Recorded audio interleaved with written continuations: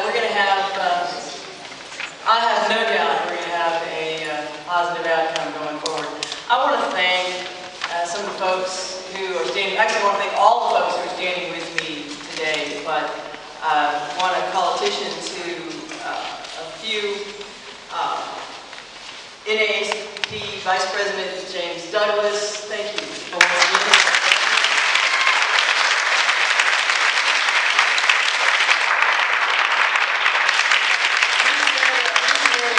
President and CEO Judson Robinson III.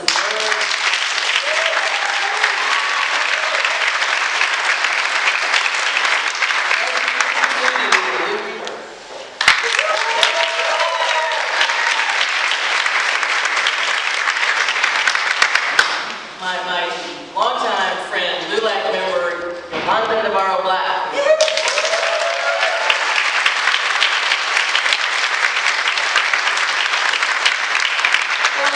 CEO, Girl Scouts, and former United Girl Scouts CEO and Women's Advocate Jackie Martin.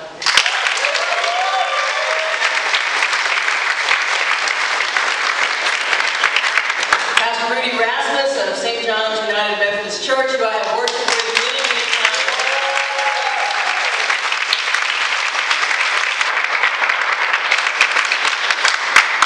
And you got that new book, Love. Period. That's right. Love, period. And I would recommend it.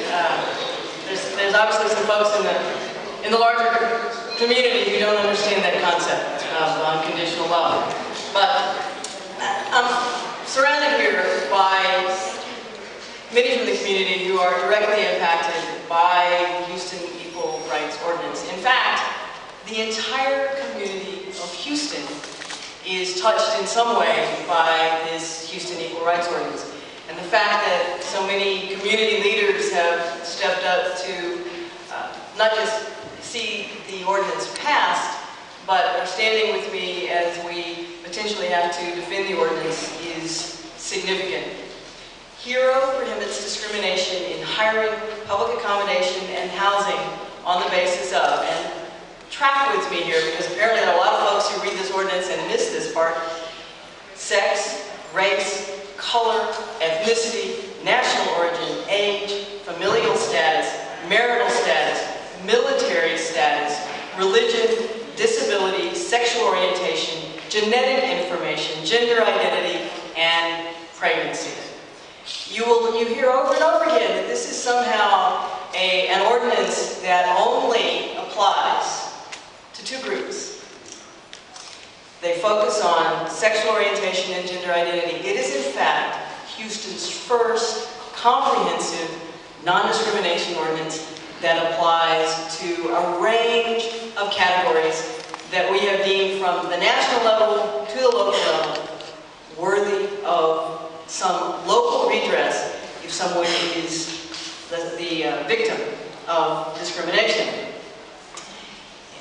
The Houston I know, the Houston that I have represented for many, many years, does not discriminate, does not tolerate discrimination, and believes that everyone who lives in this area should participate fully in business and civic life. We don't care where you come from, we don't care about the color of your skin, your age, your gender, what physical limitations you might have, or who you choose or happen to love. What we have not had in the past is a local mechanism for people to address direct acts of discrimination against them. If you fall under the federal categories, yeah, you could, I guess, go and file a federal lawsuit.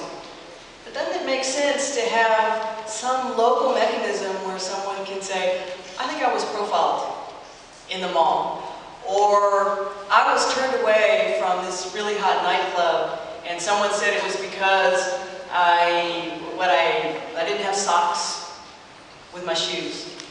And guess what? That was a Houston City Council member. Those who are opposed to the Houston Equal Rights Ordinance go on and on and on and on, obsessively, about whether this has everything to